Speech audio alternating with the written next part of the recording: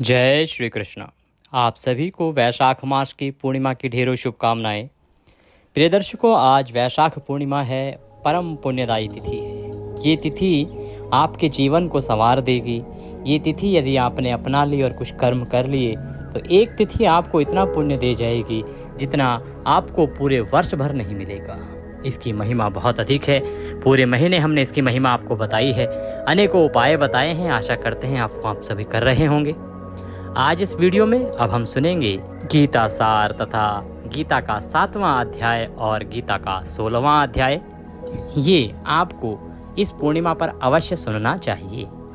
गीता के श्रवण की वैशाख के इन अंतिम 3 दिनों में बहुत अधिक महिमा है।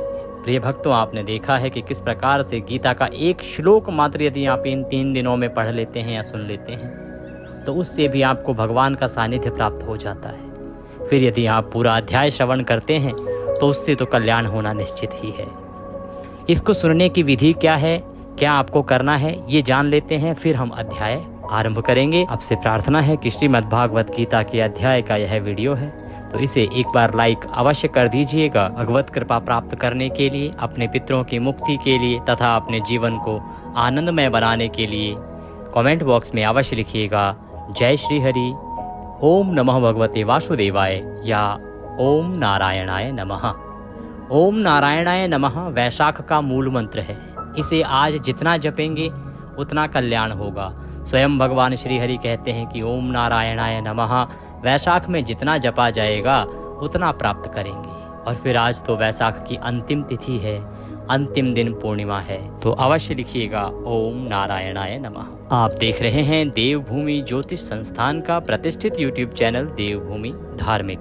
हम यहाँ पर जो भी जानकारी देते हैं वह ज्योतिष शास्त्र, पंचांग और पुराणों पर आधारित होती है। मनगढ़ंत बातें नहीं करते हैं। पंचांग में क्या गणना बताई गई है उसके अनुसार बताते हैं कि कौन सी तिथि कब है, कब व्रत करना है। और पुराणों में किसी व्रत आदि की क्या विधि है, क्या नियम है, क्या कथा है, ये जानकारी आपको पुराणों के अनुसार देते हैं कि आपको इस व्रत को कैसे करना है, किस विधि से करना है और क्या महात्म्य कथा आदि श्रवण करनी है। तो सभी व्रत त्योहारों के बारे में शास्त्रीय जानकारी यदि प्राप्त करते रहना चाहते हैं तो चैनल को अवश्य ही सब्सक्राइब कर लीजिएगा। सब्सक्राइब जब करेंगे तो सब्सक्राइब करने के बाद एक बेल का निशान बना हुआ आएगा, घंटी का निशान बना हुआ आएगा, उसको अवश्य दबाइएगा, तभी आपको हमारे वीडियोस प्राप्त होंगे। तो सब्सक्राइब करें और बेल आइकन को अवश्य ही प्रेस करें। अध्याय आरंभ करें उससे पहले अध्याय श्रवण के नियम जान लेते हैं कि आपको करना क्या है। प्रिय भक्तों, गीता के 7वें अध्याय की महिमा बहुत अधिक है। इसे जो कोई श्रवण करता है कि जीवन के दुखों का अंत हो जाता है। इसके पुण्य को आप पितरों को अर्पित कर सकते हैं। ये अति कल्याणकारी होगा। आज के दिन विधि ये रहेगी कि आप वीडियो को चलाएं, उससे पहले दक्षिण की ओर मुख करके आसन लगा के बैठ जाएं। एक लोटा लीजिएगा, पीतल का हो तो उत्तम है। उसमें पहले गंगा जल भरिएगा, फिर शुद्ध जल भरिएगा। कच्चा दूध ले लीजिएगा, काले तिल ले लीजिएगा, सफ़ेद पुष्प मिले तो वह ले लीजिएगा, और अगर आपके पास कुशा हो तो कुशा ले लीजिएगा। ये सारी सामग्री आपको उस लोटे में डालनी है और दक्षिण की ओर मुख करके यह पूरा अध्याय श्रवण करना है। वीडियो चला दीजिएगा, सुनिएगा। सुनने के बाद अध्याय संपूर्ण करने के बाद संकल्प कीजिएगा कि हे प्रभु, इस गीता पाठ के श्रवण से मुझे जो पुण्य प्राप्त हुआ है मैं वह सभी पुण्य अपने पितरों को अर्पित करता हूँ।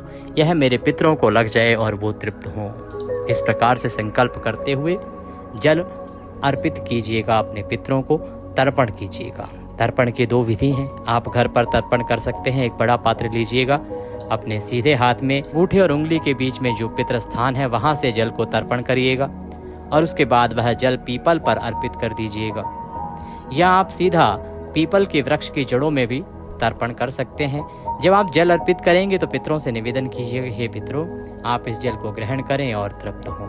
ये बहुत कल्याणकारी विधि है, क्योंकि गीता के केवल 7वें अध्याय को यदि आप अमावस्या पर श्रवण करते हैं या अन्य दिनों में श्रवण करते हैं और उसके पुण्य से ही आपके पितरों की तृप्ति हो जाती है। फिर आज तो वैशाख मास के शुक्ल पक्ष की पूर्णिमा और वह भी पुण्यदायी तिथि, और वो भी संपूर्ण गीता श्रवण आप कर रहे हैं। गीता के 2-2 अध्याय सारांश के साथ श्रवण कर रहे हैं। इससे इतना पुण्य प्राप्त होगा जिसकी गणना भी नहीं की जा सकती। इसीलिए इस महीने में गीता के श्रवण करने का महत्व अधिक बताया गया है। तो ये कर्म आपको अवश्य करना चाहिए।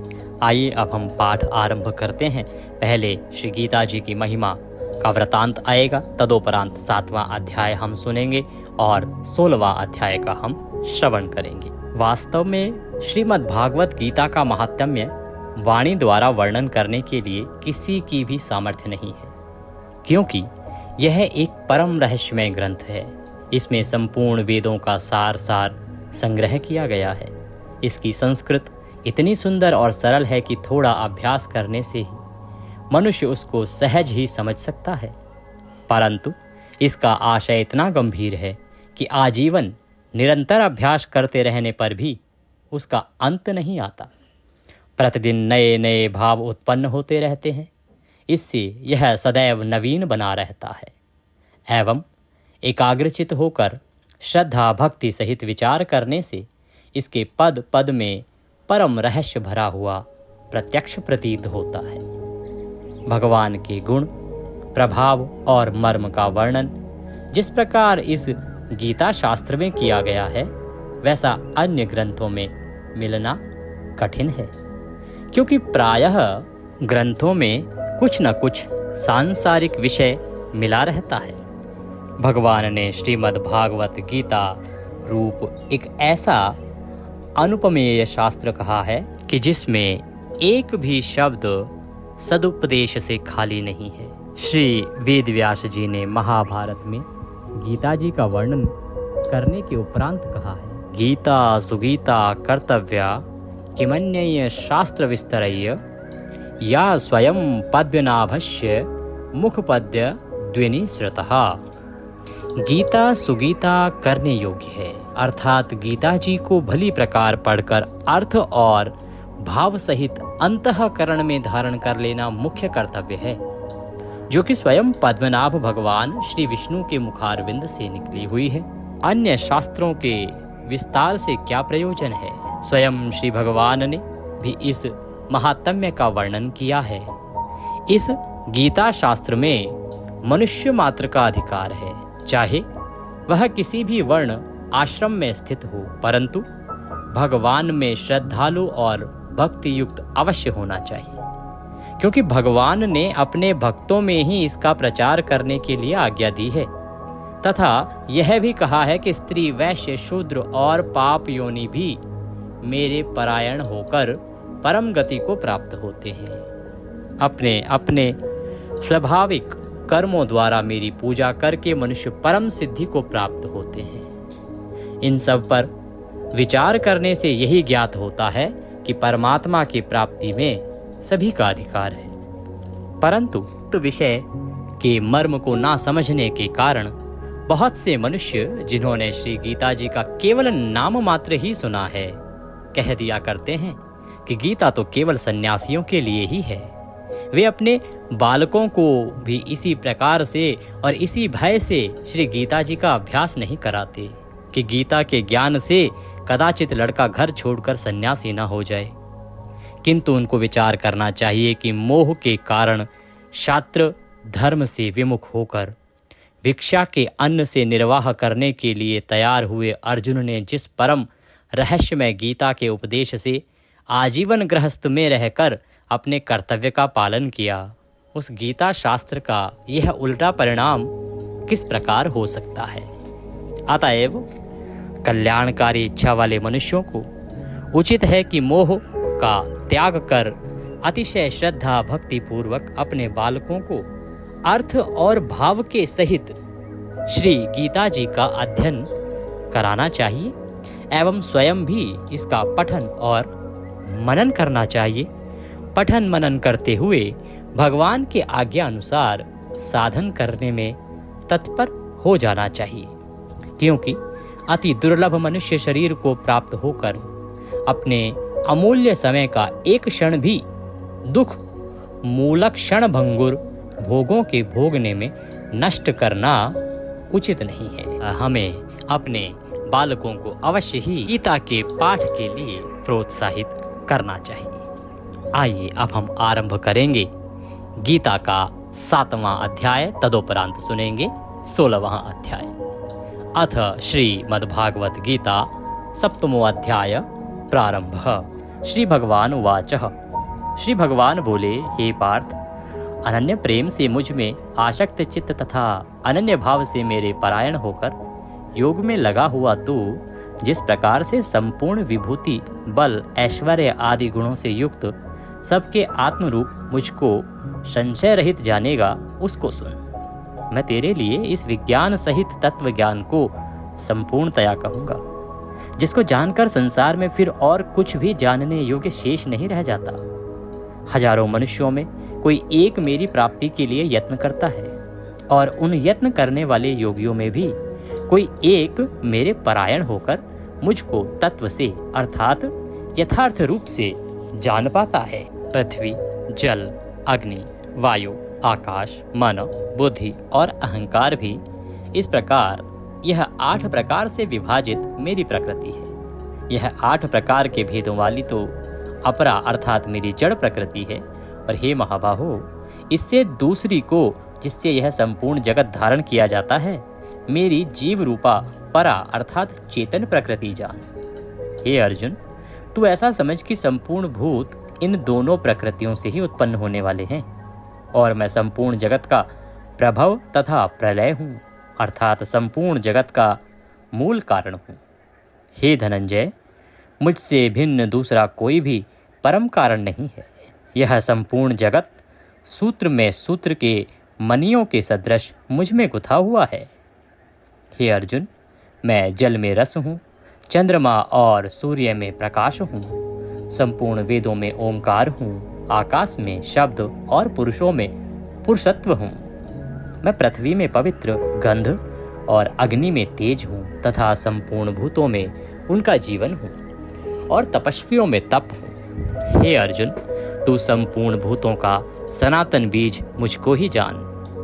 मैं बुद्धिमानों की बुद्धि और तेजस्वियों का तेज हूँ। हे भरत श्रेष्ठ, मैं बलवानों का आसक्ति और कामनाओं से रहित बल अर्थात सामर्थ्य हूँ, और सब भूतों में धर्म के अनुकूल अर्थात शास्त्र के अनुकूल काम, और जो सत्वगुण से उत्पन्न होने वाले भाव हैं और जो रजोगुण से तथा तमोगुण से होने वाले भाव हैं, उन सबको तू मुझसे ही होने वाले हैं ऐसा जान। परंतु वास्तव में उनमें मैं और वे मुझ में नहीं हैं। गुणों के कार्य रूप सात्विक, राजस और तामस, इन तीनों प्रकार के भावों से यह सारा संसार प्राणी समुदाय मोहित हो रहा है।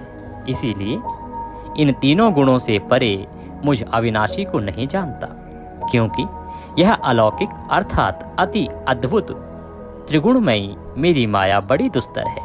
परंतु जो पुरुष केवल मुझको ही निरंतर भजते हैं, वे इस माया को उल्लंघन कर जाते हैं, अर्थात संसार से तर जाते हैं, पार हो जाते हैं। माया के द्वारा जिनका ज्ञान हरा जा चुका है, ऐसे आसुर स्वभाव को धारण किए हुए मनुष्यों में नीच दूषित कर्म करने वाले मूढ़ लोग मुझको नहीं भजते। हे भरतवंशियों में श्रेष्ठ अर्जुन, उत्तम कर्म करने वाले अर्थार्थी, आर्त, जिज्ञासु और ज्ञानी, ऐसे 4 प्रकार के भक्तजन मुझको भजते हैं। उनमें नित्य मुझ में एक ही भाव से स्थित अनन्य प्रेम भक्ति वाला ज्ञानी भक्त अति उत्तम है, क्योंकि मुझको तत्व से जानने वाले ज्ञानी को मैं अत्यंत प्रिय हूँ और वह ज्ञानी मुझे अत्यंत प्रिय है। ये सभी उदार हैं, परंतु ज्ञानी तो साक्षात मेरा स्वरूप ही है, ऐसा मेरा मत है, क्योंकि वह मदगत मन बुद्धि वाला ज्ञानी भक्त अति उत्तम गति स्वरूप मुझ में ही अच्छी प्रकार से स्थित है। बहुत जन्मों के अंत के जन्म में तत्व ज्ञान को प्राप्त पुरुष सब कुछ वासुदेव ही हैं। इस प्रकार मुझको भजता है वह महात्मा अत्यंत दुर्लभ है। उन भोगों की कामना द्वारा जिनका ज्ञान हरा जा चुका है, वे लोग अपने स्वभाव से प्रेरित होकर उस नियम को धारण करके अन्य देवताओं को भजते हैं अर्थात पूजते हैं। जो सकाम भक्त जिस देवता के स्वरूप को श्रद्धा से पूजना चाहता है, उस भक्त की श्रद्धा को मैं उसी देवता के प्रति स्थिर करता हूँ। वह पुरुष उस श्रद्धा से युक्त होकर उस देवता का पूजन करता है और उस देवता से मेरे द्वारा ही विधान किए हुए उन इच्छित भोगों को निसंदेह प्राप्त करता है। परंतु उन अल्प बुद्धि वालों का वह फल नाशवान तथा वे देवताओं को पूजने वाले देवताओं को प्राप्त होते हैं और मेरे भक्त चाहे जैसे ही भजें, अंत में वे मुझको ही प्राप्त होते हैं। बुद्धिहीन पुरुष मेरे अनुत्तम अविनाशी परम भाव को ना जानते हुए मन इंद्रियों से परे मुझ सच्चिदानंदन घन परमात्मा को मनुष्यों की भांति जन्म कर व्यक्ति भाव को प्राप्त हुआ मानते हैं। अपनी योग माया से छिपा हुआ मैं सबके प्रत्यक्ष नहीं होता, इसलिए यह अज्ञानी जन समुदाय मुझे जन्म रहित अविनाशी परमेश्वर को नहीं जानता, अर्थात मुझको जन्मने मरने वाला समझता है। हे अर्जुन, पूर्व में व्यतीत हुए, वर्तमान में स्थित तथा आगे होने वाले सब भूतों को मैं जानता हूँ, परंतु मुझको कोई भी श्रद्धा भक्ति रहित पुरुष नहीं जानता। हे भरतवंशी अर्जुन, संसार में इच्छा और द्वेष से उत्पन्न सुख दुख आदि द्वंद्व रूप मोह से संपूर्ण प्राणी अत्यंत अज्ञानता को प्राप्त हो रहे हैं, परंतु निष्काम भाव से श्रेष्ठ कर्मों का आचरण करने वाले जिन पुरुषों का पाप नष्ट हो गया है, वे राग द्वेष जनित द्वंद्व रूप मोह से मुक्त दृढ़ निश्चयी भक्त मुझको सब प्रकार से भजते हैं। जो मेरे शरण होकर जरा और मरण से छूटने के लिए यत्न करते हैं, वे पुरुष उस ब्रह्म को, संपूर्ण आध्यात्म को, संपूर्ण कर्म को जानते हैं। जो पुरुष अधिभूत और अधिदैव के सहित तथा अधियज्ञ के सहित अर्थात सबका आत्मरूप मुझ में अंत काल में भी जानते हैं, वे युक्त चित्त वाले पुरुष मुझे जानते हैं, अर्थात प्राप्त हो जाते हैं। इसी के साथ श्रीमद् भागवत गीता के अंतर्गत श्री कृष्ण अर्जुन संवादे ज्ञान विज्ञान योगो नाम श्रीमद् भागवत गीता 7वां अध्याय संपूर्णः। इसी के साथ ही अध्याय यहाँ पर पूर्ण होता है। बोलिए कृष्ण भगवान की जय, चिदानंदन घन भगवान की जय। आइए अब आरंभ करते हैं 16वां अध्याय 16वां अध्याय। यह मनुष्य के कल्याण के लिए कहा गया है। जो व्यक्ति इसका श्रवण करता है उसका कल्याण निश्चय ही भगवान वासुदेव की कृपा से होता है। आइए 16वां अध्याय आरंभ करते हैं। श्री भगवान उवाच, भगवान बोले, भय का सर्वथा अभाव, अंतःकरण की पूर्ण निर्मलता, तत्व ज्ञान के लिए ध्यान योग में निरंतर दृढ़ स्थिति और सात्विक दान, इंद्रियों का दमन, भगवान देवता और गुरुजनों की पूजा तथा अग्निहोत्र आदि उत्तम कर्मों का आचरण एवं वेद शास्त्रों का पठन पाठन तथा भगवान के नाम और गुणों का कीर्तन, स्वधर्म पालन के लिए कष्ट सहन और शरीर तथा इंद्रियों के सहित अंतःकरण की सरलता, मन वाणी और शरीर से किसी प्रकार की भी किसी को कष्ट ना देना, यथार्थ और प्रिय भाषण, अपना अपकार करने वाले पर भी क्रोध का ना होना, कर्मों में कर्तापन के अभिमान का त्याग, अंतःकरण की उपरिति अर्थात चित्त की चंचलता का अभाव, किसी की भी निंदा आदि ना करना, सब भूत प्राणियों में हेतु रहित दया, इंद्रियों का विषयों के साथ संयोग होने पर भी उनमें आसक्ति का ना होना, कोमलता, लोक और शास्त्र से विरुद्ध आचरणों में लज्जा और व्यर्थ चेष्टाओं का अभाव, तेज, क्षमा, धैर्य, बाहर की शुद्धि एवं किसी में भी शत्रु भाव का ना होना और अपने में पूज्यता के अभिमान का अभाव, ये सब तो हे अर्जुन देवी संपदा को लेकर उत्पन्न हुए पुरुषों के लक्षण हैं। भगवान कहते हैं कि हे पार्थ, दंभ, घमंड और अभिमान तथा क्रोध, कठोरता और अज्ञान भी ये सब आसुरी संपदा को लेकर उत्पन्न हुए पुरुषों के लक्षण हैं। दैवी संपदा मुक्ति के लिए और आसुरी संपदा बांधने के लिए मानी गई है। इसलिए हे अर्जुन, तू शोक मत कर, क्योंकि तू दैवी संपदा को लेकर उत्पन्न हुआ है। हे अर्जुन, इस लोक में भूतों की सृष्टि यानी मनुष्य समुदाय दो ही प्रकार का है, एक तो दैवी प्रकृति वाला और दूसरा आसुरी प्रकृति वाला। उनमें से दैवी प्रकृति वाला तो विस्तार पूर्वक कहा गया। अब तू आसुरी प्रकृति वाले मनुष्य समुदाय को भी विस्तार पूर्वक मुझसे सुन। आसुर स्वभाव वाले मनुष्य प्रवृत्ति और निवृत्ति इन दोनों को ही नहीं जानते, इसलिए उनमें ना तो बाहरी भीतर की शुद्धि है, ना श्रेष्ठ आचरण है और ना सत्य भाषण ही है। वे आसुरी प्रकृति वाले मनुष्य कहा करते हैं कि जगत आश्रय रहित सर्वथा असत्य और बिना ईश्वर के अपने आप केवल स्त्री पुरुषों के संयोग से उत्पन्न है। अतएव केवल काम ही इसका कारण है, इसके सिवा और क्या है। इस मिथ्या ज्ञान को अवलंबन करके उनका स्वभाव नष्ट हो गया है तथा जिनकी बुद्धि मंद है वे सबका अपकार करने वाले क्रूर कर्मी मनुष्य केवल जगत के नाश के लिए ही समर्थ होते हैं।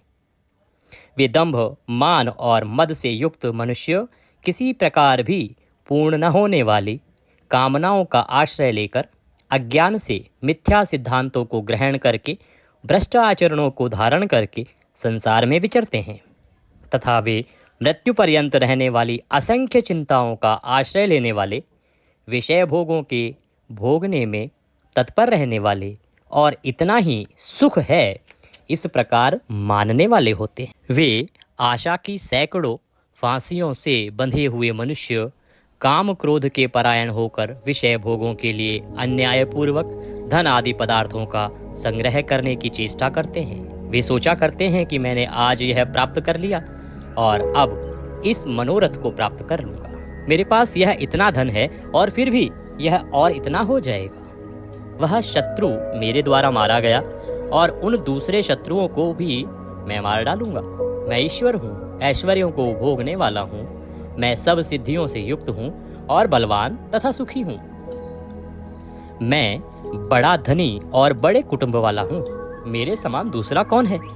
मैं यज्ञ करूंगा, दान दूंगा और आमोद प्रमोद करूंगा। इस प्रकार अज्ञान से मोहित रहने वाला तथा अनेक प्रकार से भ्रमित चित्त वाले मोह रूप जाल से समावृत और विषय भोगों में अत्यंत आसक्त आसुर लोग महान अपवित्र नरक में गिरते हैं। वे अपने आप को ही श्रेष्ठ मानने वाले घमंडी पुरुष धन और मान के मद से युक्त होकर केवल नाम मात्र के यज्ञों द्वारा पाखंड से शास्त्र विधि रहित यजन करते हैं।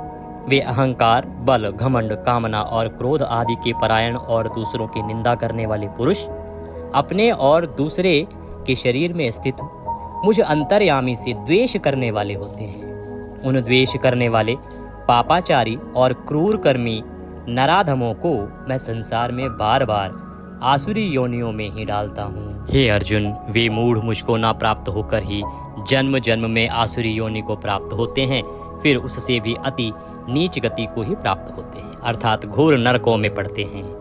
काम, क्रोध तथा लोभ ये तीन प्रकार के नरक के द्वार आत्मा का नाश करने वाले अर्थात उसको अधोगति में ले जाने वाले हैं। अतएव इन तीनों को त्याग देना चाहिए। हे अर्जुन, इन तीनों नरक के द्वारों से मुक्त पुरुष अपने कल्याण का आचरण करता है, इससे वह परम गति को प्राप्त करता है अर्थात मुझको प्राप्त हो जाता है। जो पुरुष शास्त्र विधि को त्याग कर अपनी इच्छा से मन माना आचरण करता है वह ना सिद्धि को प्राप्त होता है, ना परम गति को और ना सुख को ही प्राप्त होता है। इससे तेरे लिए इस कर्तव्य और अकर्तव्य की व्यवस्था में शास्त्र ही प्रमाण है। ऐसा जानकर तू शास्त्र विधि से नियत कर्म ही करने योग्य है। इति श्री कृष्ण अर्जुन संवादे दैव आसुर संपद्विभाग योगो नाम षोडशो अध्यायः संपूर्णः। बोले श्री कृष्ण भगवान की जय। इसी के साथ यह 16वां अध्याय यहाँ पूर्ण होता है। आप यदि अपने पितरों की मुक्ति के लिए गीता जी का श्रवण कर रहे हैं तो इसके बाद आपको उठकर और जो इसका पुण्य है वह अपने पितरों को अर्पित करना चाहिए। से आपके पितर अवश्य ही तृप्त होंगे और यदि वो किसी संकट में होंगे, कहीं नरक में होंगे, तो वह वहाँ से मुक्त होंगे। वैशाख के इस महीने में आपको गीता जितनी बार सुनने को मिले सुननी चाहिए, पढ़नी चाहिए। आज क्योंकि चतुर्दशी है और कल पूर्णिमा है, आपको दोनों ही दिन गीता का यह अध्याय श्रवण करना चाहिए। ये वीडियो हमने आपके लिए बनाया है, इसको जब भी आपको समय मिले सुनना चाहिए। आप इस वीडियो को सेव करके रख लीजिए। प्रत्येक पूर्णमासी पर, एकादशी पर, अमावस्या पर तो विशेष रूप से सुनना ही चाहिए और यदि संभव हो तो 7 दिन सुनिए। ये अति कल्याणकारी है। वीडियो सबके लिए उपयोगी है तो कृपया इसे अधिक से अधिक लोगों तक शेयर कीजिए, जिससे कि सभी लोग भगवत कृपा प्राप्त कर सकें। क्योंकि गीता जी की महिमा को जितना आप आगे बढ़ाएंगे, जितना लोग सुनेंगे, उतना आपका कल्याण होगा और लोगों का भी कल्याण होगा। चैनल पर नए हैं तो सब्सक्राइब अवश्य कर लीजिएगा। भगवत कृपा प्राप्त करने के लिए कमेंट बॉक्स में अवश्य लिखिएगा ओम नारायणाय नमः। भगवान सब पर कृपा करें। हरे कृष्ण।